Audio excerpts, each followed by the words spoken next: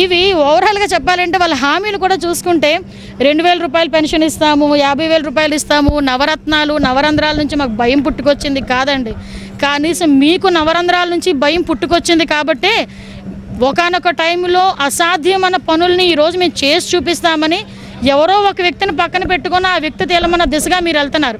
ఆ నవరంధ్రాల్లో భయం ఆల్రెడీ మీకు ఎప్పుడో పుట్టింది కాబట్టి ఇలాంటి డెసిషన్స్ తీసుకుంటున్నారని మాత్రం నేను చెప్పగలను. 2 ఏళ్లుగా గ్రాఫిక్స్ చూసి చూసి విసిగిపోయి ఉన్నాం. చివరికి సినిమా డైరెక్టర్లను సంప్రదించారు. బాహుబలి లాంటి రాజధాని అన్నారు, బాహుబలి లాంటి డిజైన్లు రూపొందిస్తున్నామని చెప్పన్నారు. ఈ కథలు విని విని విని చివరికి ఇవాళ మా నవరత్నాలు చూసి కోహినూరు వజ్రం గుర్తొచ్చినందుకు చంద్రబాబు నాయుడు గారి కనీసం అదైనా రూపకల్పన ఏమన్నా జరుగుతుందా, లేకపోతే ఇది కూడా ఒక డిజైన్కి మళ్ళీ పరిమితం అవుతారా అనేటటువంటిది ప్రజల్లోనే అనేక అనుమానాలు కలుగుతూ ఉన్నాయి. పవన్ కళ్యాణ్ని మా పార్టీ సపోర్టివ్గా మేము తీసుకున్నామే తప్ప పవన్ కళ్యాణ్ చెప్పిన బాటలో మేము నడవలే. పవన్ కళ్యాణ్ మాకు మేనిఫెస్టో రాయలే, కానీ ఇక్కడ వైఎస్ జగన్మోహన్ రెడ్డి గారికి మేనిఫెస్టో రాసింది ఎవరు? ప్రపంచంలో ఇంత బొడ్డోడో కూడా తెలుసు రాష్ట్రంలో. సో దానికి దీనికి అసలు కంపారిజనే లేదు.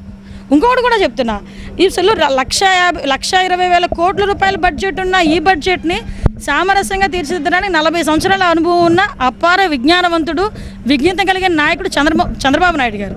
చంద్రబాబు గారికి కానీ, యనమలకు కానీ, మరొకళ్ళకి కానీ గులకరాళ్ళు అనేటటువంటి ప్రతి ఒక్కళ్ళకి కూడా మేము ఒకటి చెప్తూ ఉన్నాం.